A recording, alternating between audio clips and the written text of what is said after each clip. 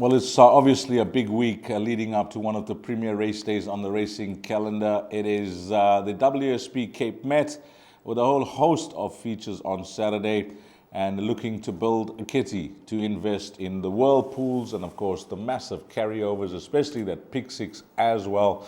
So we're trying to build a pool, and Alistair, it's going to be Thursday's meeting that we're going to be speaking about, Thursday, the 26th of January. And how does this come? Firstly, how was the golf? Well, I've survived to tell the story, Dees. Hello to you and all the viewers. It was great to be at the Pro-Am yesterday at Emirates Golf Club. The pro that, well, I didn't caddy for the pro side. I caddied for Rishi Prasad, who, of course, is a well-known racing presenter in Channel 4 and does various other sports, does the Masters for BBC, does Wimbledon for BBC, Test match special on the radio for all the summer cricket in England. So it was great to be with Rishi. But yeah, our pro was Oki Stradum, who holds the course record at Blair Athol, shot 63. I think you'll know if you're shooting 63 at Blair Athol, you've got to have something about you. But it was great to be around a lot of the pros, not all of them. Sadly, I didn't get a chance to meet Rory McIlroy. I did see him on the putting green. He played in the Wednesday Pro-Am, not the Tuesday Pro-Am. But yeah, to see a lot of those guys, I think Tyrrell Hatton could be the value. I see he's currently third favourite as Tyrrell in the Dubai Desert Classic, but I did see him hit a few off the tee and go around a few holes, and I think he's in form. Well, you're here to tell the story, Alistair, and let's have a go for Thursday and see if we can bank some cash. Race number one is the start of the exotics. It will be the bar pot. It's over 1,000 meters. It's a maiden plate. At the time of recording, numbers 1, 7, and 9 are out. And I'll give you the horses that are in single figures, beginning with, nothing at the top there. Yeah, just 3 horses. Number 10, Nazre, is at 6 to 1. Number 11, Time Together, at 13 to 10, and then Viva de Janeiro. This is Johan Janssen van Vieren, and of course Keegan de Mello. That's trading at 28 to 10. Of course, the betting is proudly brought to you by Hollywoodbets, and I just want to see quickly. They did give us a few runners that did shorten on the card, and when I have a look at it here, I'm sure I saw this. Yes, it is. Now, race 1. Time Together, 16 to 10, that opened up. Number 11, that shortened into 13 to 10. That's race number 1. Well, when you have a look at the form that's represented here, it will be no surprise that this full sister to Viva Rio, I remember very clearly with Glenn Cotson, could make a winning debut against this bunch. Jesus, not beyond the realms of possibility. The draw is just obviously a concern. This is not Johan Janssen van Vieren style to get a first timer running from the deepest draw. He obviously flooded this field and he scratched 2, although 3 in total have been scratched. So the draw of 13 has now made 10. I think he'll be hoping for a few more scratchings just to perhaps soften that blow. As you mentioned, the full brother ran second in the Cape Guineas and got exported to Hong Kong. So that's the horse that you're referring to there, of number 12, Viva de Janeiro. I don't know anything about him. I do normally get a little bit of information out of the yard. I haven't got anything out of number 12, Viva de Janeiro. To be fair, I haven't asked. And the reason why I haven't asked, I think number 11, Time Together, will take all the beating. The run on debut behind Melek on Summer Cup Day was an excellent effort. Melek, of course, came out and won a useful handicap subsequently. I think that's a horse who's got something about him. Weyer Mowing's flying at the moment. Wesley Mowing's riding a lot of those winners. So I think number 11, Time Together, is the one that they all need to beat. I'll be surprised if he didn't win. With regard to Candice's runner, number 10, Nazare, if it was 1,200 meters from draw number 1, which he's got, if it was 1,200 meters, I'd tell you go broke. But over 1,000 meters, it might just be a little bit too sharp. Nazare was nominated for the 1,200 on the day and the 1,450, but drew very, very poorly in both those races. He should run well. He should be in the first 3. But if it was 1,200, I'd tell you go broke. 1,000 meters might be a little bit too sharp for him. So with that on board, I think number 11, Time Together, is the one that they need to beat. Yeah, Nazari, what I like is the pace and speed that this individual showed last time out. So I was actually looking at it and saying, 1,200 last time out, pace and speed. I can possibly see why Candice is dropping this to 1,000 meters. But if it's too sharp, then maybe a top 3. But if he goes quick, and these others are found wanting, who knows? And then Time to Together, just one question about Time to Together, Alistair. I hear you about the form lines, etc. Does it concern you that the horse was 33 to 1 first time out? Yeah, with those owners, and from that, that's got to be a bit of a worry, a bit of a niggle in the back of their mind. They don't normally let them run loose, or maybe they were just surprised with the pace he showed, and now coming on with the run under the belt. I'd take the stance that they were probably pleasantly surprised with the performance, and I think that could probably set them up for Thursday. Okay, 11 and 12, or 10, 11 and 12 in the first leg of the Barpot, but I personally think this Nazare could be valued at 6 to 1 because I watched that last start. The pace was on and just tired late, but Alistair feels maybe 1,200 meters better. Place accumulator, race number 2, 1,200 meters. And in this race, Scratched is number 1 at the time of recording, giving you the horses in single figures. 7 to 2, number 1, that's written in the sand. Number 3, Silk Garden, is at 33 to 10. We then move along to Honey in Green, number 7 at 4 to 1. I don't know if I'm going to get this pronunciation right, but we'll give it a go. Lusozi Soup. Lusozi Soup is at 11 to 10, and then it is double figures, the balance. I'm going to begin with this horse, Lusozi Soup. And I'll tell you why, Alistair, because I pull out the pedigree of this filly, and I'm actually surprised that the Werners didn't go for her, because I don't know whether they had her on their shortlist, because she's a full sister to that very talented filly called Celestial Love. I think she's a very decent sprinter, I think winning 5 races, and you'll see Aramandi, the other sibling, running on Wednesday at Hollywoodbets Scottsville as well. But they got this filly up at 11 to 10, a first-timer, priced up short. What's your thinking? Well, Dees, look at it. Look at this. Look at the depth of this race. There's absolutely no depth here. There's very little form to work with. When you're making number 3, Silk Garden, the horse to beat of the race runners, and I expect it to be the first race runner home. Maybe number 2, Written in the Sand, could lay claim to that. But the form on offer here is so shallow. It will, to use a quote that a good friend of mine used many years ago, if 8 and even number 7, Honey in Green, have a leg in every corner, they should win, especially number 8, Lushozi Shoup. I actually remember her at the sales, and I remember quite a buzz. I think she was on the November sale. She was sold right at the end. I remember Hollywood picked her up, and I remember the quote coming out of Anthony Delpeche. This was the one that we went for. I think she cost 800,000 rand, if I'm not mistaken. But I remember she was an absolute cracker of a daughter of What a Winter. To be fair, she looked like she wasn't going to be an early type. So here she is, sort of midway through her 3-year-old career, making her debut. And as you mentioned, there's black type among the family with Celestial Love, who was trained by Johan Janse van Vuren. Knowing Lawrence Werners, I'm sure that she was on the list, and probably if it was 800,000 rand, I'm sure it was that, or 850, or maybe even 900. She was one of the sales toppers. They don't break the bank. Werners, I don't think, goes past 600,000 rand too easily. So they probably just got outbid. Lushozi Shoup, the fact that she doesn't, we won't learn a lot. Even if she comes away and wins this by 6, we're not going to learn a hell of a lot. What we are going to learn, though, is that she's on the right track, and I fully expect her to be the horse that they need to beat. Unless number 7, Honey in Green, the other first timer, has something about her, I truly can't see a race runner doing much damage in the second race. Race 2, number 8. Now, I'm just paging back because I didn't go to the front of the book when I was taking this down. Race 2, number 8. No, there wasn't a comment there. Maybe they couldn't get hold of Mike or anybody representing the yard, so there's no comment there. Usually there is a comment if you're using the computer form at the front of the book after the fields.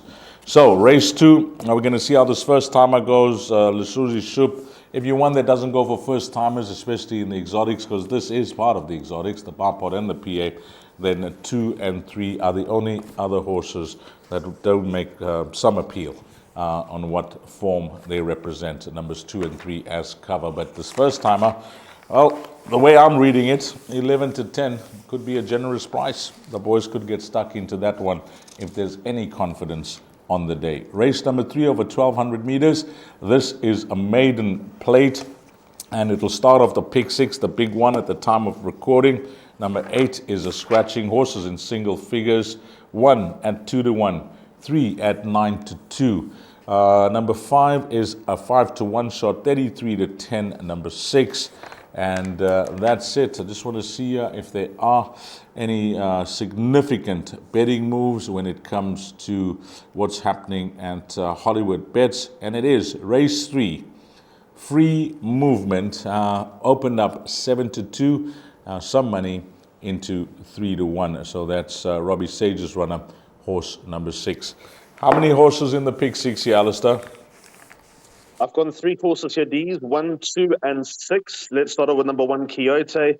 Last time over 1,500 meters, he moved up with so much in hand, and the bad draw and probably the trip counted against him. The fact that he's back 9 days later probably suggests that there's not a scratch in him.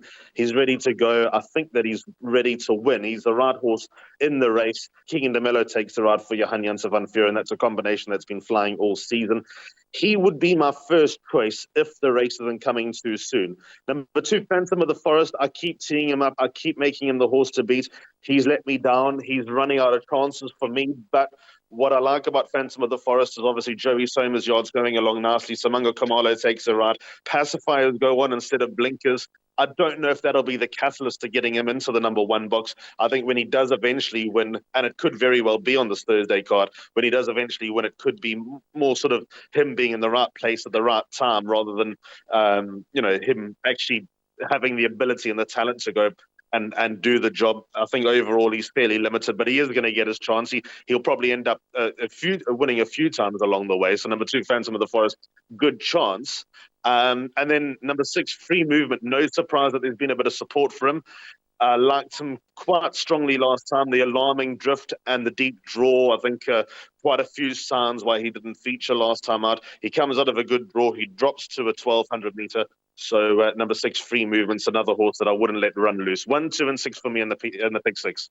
1, 2, and 6 for Alistair here. Race number 3 and 1 Quixote and 6 Free Movement, both taking a drop in distance. Could be this week the winning move for these 2 stables, the stable of Van Vuuren and Sage. Well, Phantom of the Forest could have something to say about that. And hopefully these 3 horses are good enough. They look to be the right 3 horses in the pick 6. 1, 2, and 6, race number 3. Jackpot 1 is a maiden plate over 1,450 meters, and you need to get your bets on by 2 o'clock. Scratchings here. Just number 1 is a scratching. I got that early. Number 1 is a scratching. Very interesting race this, because there are some form updates as well. Let me give you the horses in single figures firstly. We got Brave Viking number 3, Joe Somers run at 18-10. 4 Raptor Island at 11-2. Then we move along to horse number 10, Mo the Man at 7-2. And the interesting runner is Radu, the daughter of Rabada, because there was a form update for her on the 22nd of January. And I remember clearly that she was punted that day, like it was going to be no race. I think the young man did ride her as well, Sosibo, and finishing 5 lengths behind the winner, Gregarious Girl, back in that 4th position. Personally, when I had a look at the betting support that day, I was actually surprised after that debut run. But for those that went for her, you could say it was a disappointing run, because there was no kick at the business end at all. And that horse, Gregarious Girl, hard up against the outside, won very well. So, Sean has decided, what it was, 22nd, 4 days ago, that I'm going to go again. If she does stand her ground here, and at this time of recording, she's not scratched, Alistair, would you consider including her in everything because of the support that came for her last time out? It's got to be at the back of my mind, Dees, but I thought the debut run was far better than the second one.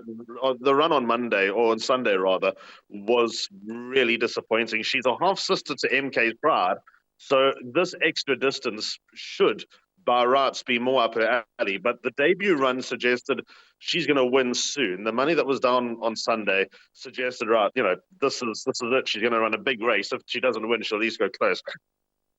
and she put up no performance. I think watch the press whether she's going to run or not. The pick 6, which is my suggested bet on a day of maidens, I've gone 3 and 4 here. Number 3, Brave Viking, and 4, Raptor Island. We saw Stratum Rider Cracker on that filly Lady of Power on Tuesday at the Vaal.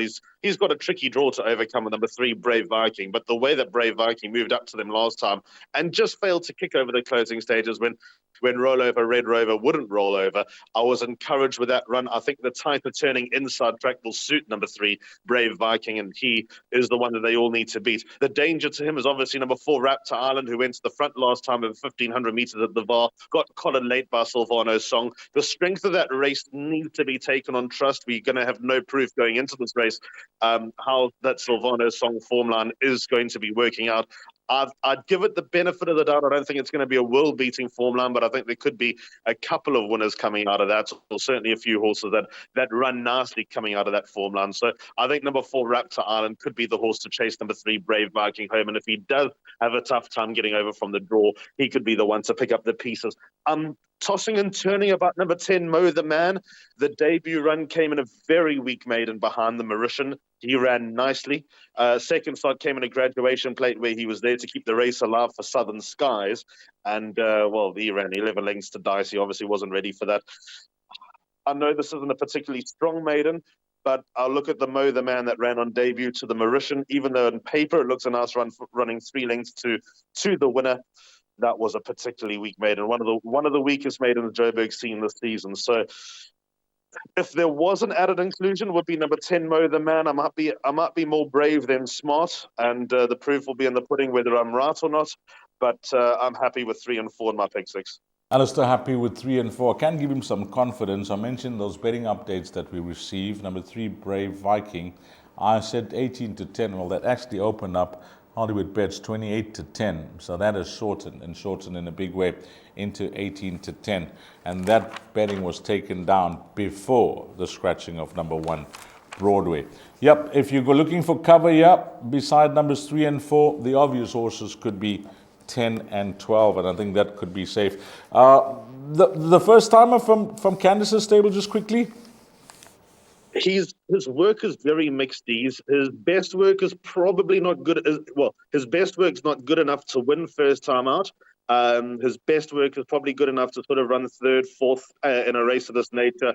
If he is going to do anything, it'll probably be sort of 3rd, 4th run. So if he sort of runs on nicely, then he probably wouldn't be too far away. But it would be a surprise to the yacht if he were to win on debut.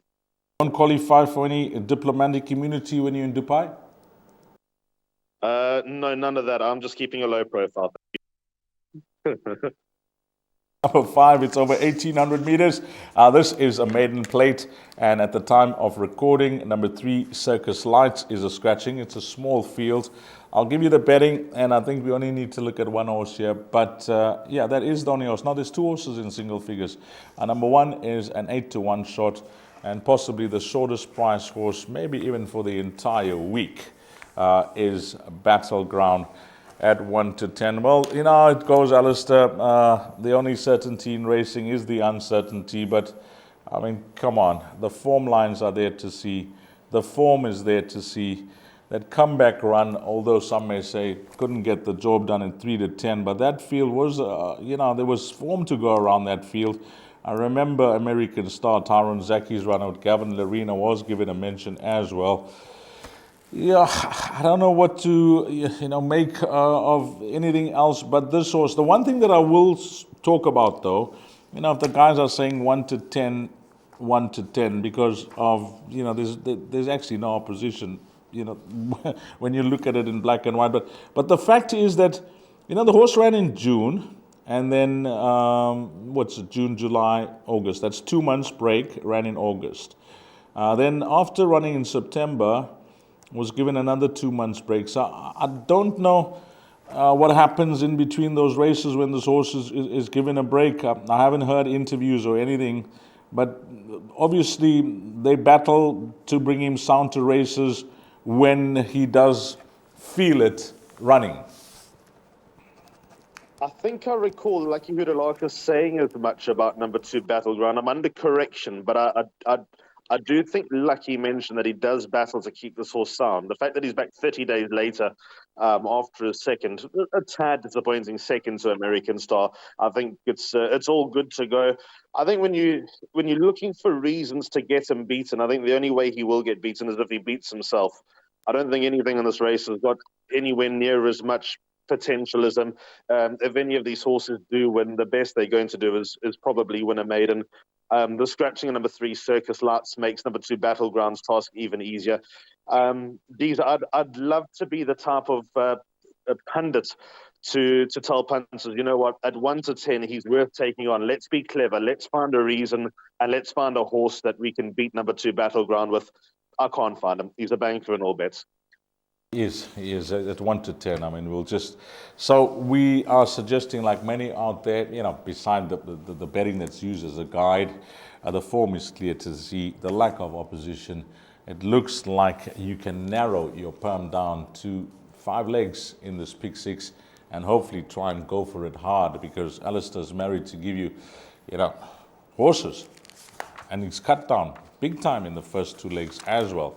So that perm is not costing too much after 3 legs. On to race number 6, 1800 meters. Another maiden plate. This is for fillies and mares. Now, this race, no significant betting movers for the rest of the card, Alistair, but I'll give you the horses in single figures. And the way they're betting here, I'm sure this could be another race. If, my rule is, if it's more than half the field, then it goes for the field. So we need 4 runners, maximum, should I say, for the pick 6. Number 1, Rosalind, is 2 to 1. 2 on the quest list is 13 to 10. We then got 5 to 1, number 3, Pandarosa Pine. And I think there's one more runner in single figures. Yes, number 8, Red Maple, is a 4 to 1 shot. How many horses? Can we go the maximum of 4, or is it over 4 for the pick 6? No, I've gone with 3 horses here, D's. The obvious 2, 1 and 2, Rosalind on the guest list. But I'm going to start with my more left field selection, number 8, Red Maple. To call a spade, I don't think she's going to be a Group 1 horse ever. But I've watched her runs closely. She does not travel 1 iota in her races. She's got no pace. In fact, I'd almost venture to say she takes no interest in her races. But she's a daughter of Silvano, going 1,800 meters for the first time, having her 3rd start. So all of that looks good. But even more significant is the fact that she's got blinkers on. If she comes out of stallgate number 2 and she's not too far away, I think she can win this. I think that she's the value in the race, number 8, Red Maple. But there's obviously no guarantee that she will. And if she doesn't, then the 2 obvious horses are 1, Rosalind, and 2 on the guest list. They've met once before. It's 1-0 to number 2 on the guest list. If you ask me which one between the 2, I'd go with number 2 on the guest list. Number 1, Rosalind, would deserve her maiden win when she gets the job done. But for me, the most interesting horse in the race is number 8, Red Maple.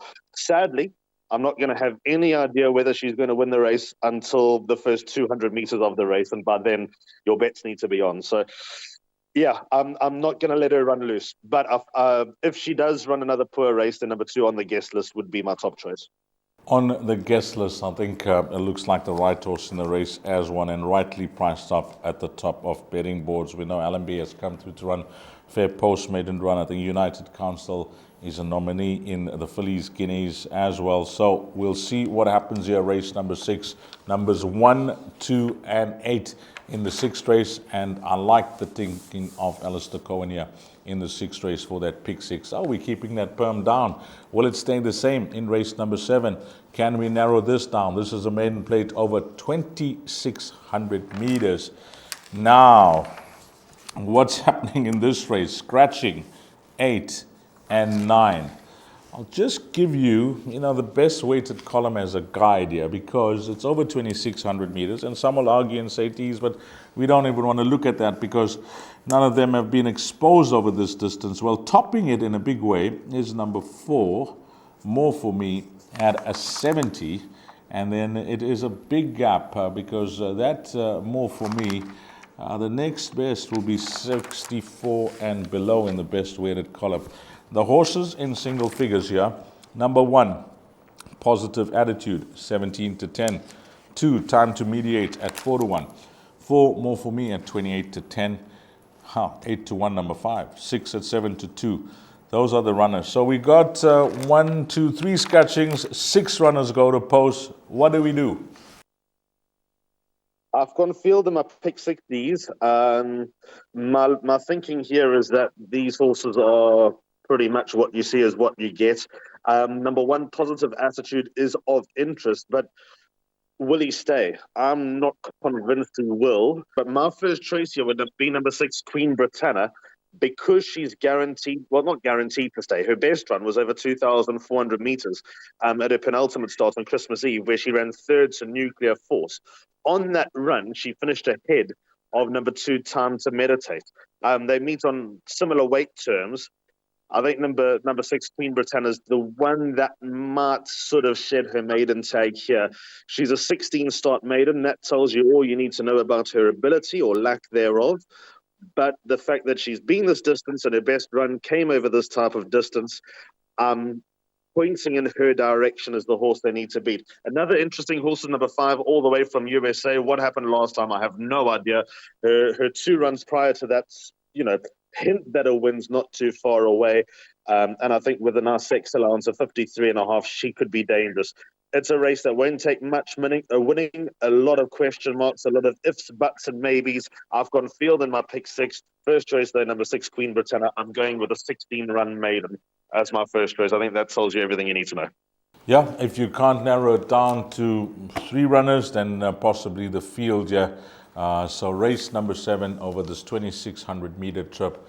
All the best trying to get yourself through with the minimum spend will be an absolute bonus. Well, it's a feast of maiden plates. And for the guys that, I know there are a lot of them out there, handicaps become tricky with the ratings and the weight structure and then the form reversals and the weight reversals, including the apprentices allowance. And when it comes to maiden plates, some of them think it's quite straightforward.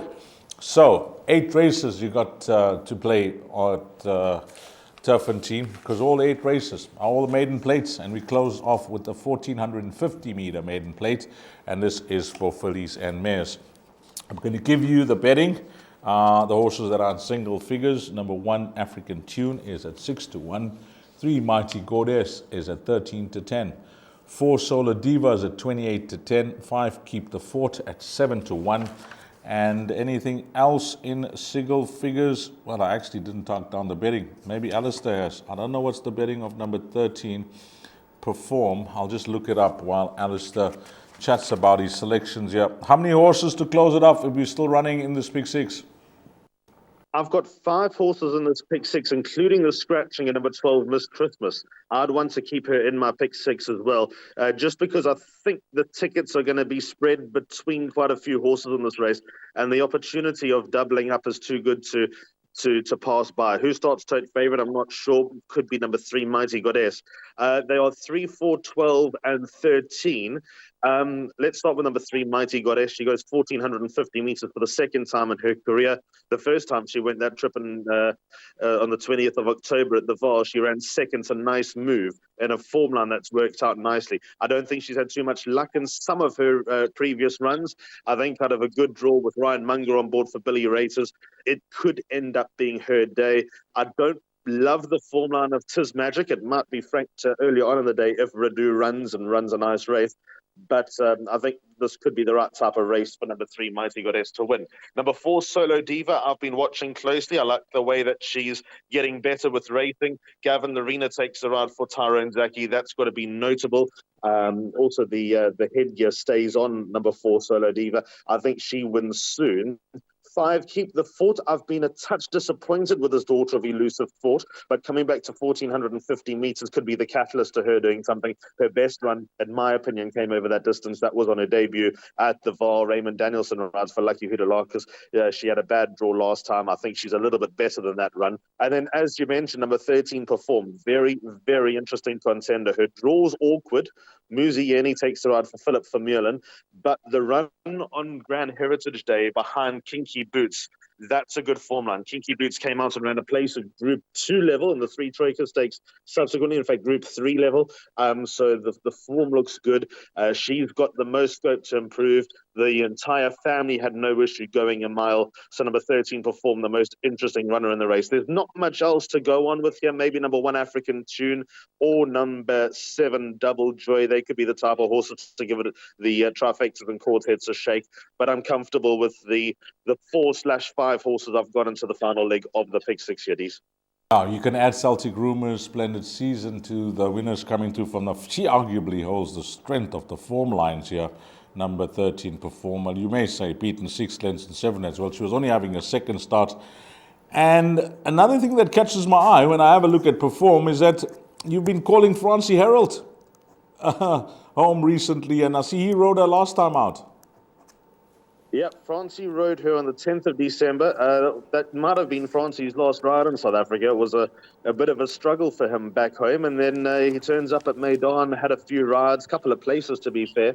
And then on Sunday night, he rode a 66-1 shot winner for Rashid Borsley and rode them to sleep. And in the last race on Sunday at Maidan, he rode Celtic Voyager. I'm sure you'll remember. Glenn Cotson trained Celtic Voyager. He won, was it the eThekwini Sprint on Gold Cup Day a few years ago to give Mohammed Mardoud his first winner. So 66-1 double for Francie Herald. And believe me, the stake checks that he picked up on Sunday night are going to keep the fires burning for a long, long time.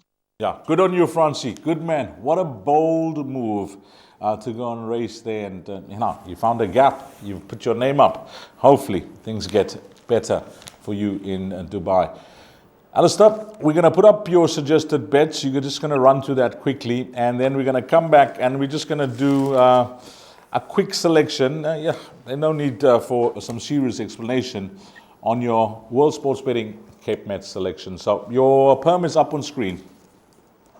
Okay, so my pick 6, which starts in race number 3 on this maiden race day, was obviously supposed to be Work Riders race day, but here we are without Work Riders. 1 is when your pick 6s need to be on by. First leg, I'm going 1, 3, and 6. By 3 and 4 in the second leg. By banker 2 in the third leg, by 1, 2, and 8, as you observed, keeping it nice and tidy. Then gone field in the 5th leg, and that field's been cut down to 6 runners. I'm hoping for a result. I think Queen Britannia, though, is the right one. I'm hoping that the tickets are nicely spread there. And then the final leg, 3, 4, 5, 12, and 13. I've got the scratching in, but I'm choosing to keep the scratching in there with Christmas. So that's how I see the pick 6 at Turffontein on Thursday. It's, you know what, this meeting is potentially well placed leading up to the World Sports Betting Cape Met. I think punters will go in there with options, looking at maiden plates and hoping that it goes according to plan. If it does, that's exactly what we need to boost the pools in one of South Africa's biggest race days. Okay, Ali, in closing, your selection or your roving banker, or maybe your top 3 in no order of preference, or you just want to say, this is my choice for this year's WSB Cape Met. I can't help myself. I have to go with a top 3 only because I like a horse at a bit of a price to run well. So here we go. Top choice, number 2, Make It Snappy. Second choice, 14, Cousin Casey. Yes, I've gone mad with the 3-year-olds. And my lunatic selection for the top 3 is number 10, Zapatilis. Thanks a lot, Alistair. Always a pleasure. And until next time, you take care. Shot D's, thank you so much. Enjoy the weekend ahead. Thanks a lot to Alistair Cohen, and on behalf of the Gallop TV team, Alistair Cohen and myself, Dees Dine, and hopefully things go according to plan at the Val on the Turffontein on this Thursday. As you heard it from Alistair, it's all maiden plates, and who knows, follow that perm. It is inexpensive, and you could find yourself in the winner's queue. Until we meet again, you take care. Salani Gashle.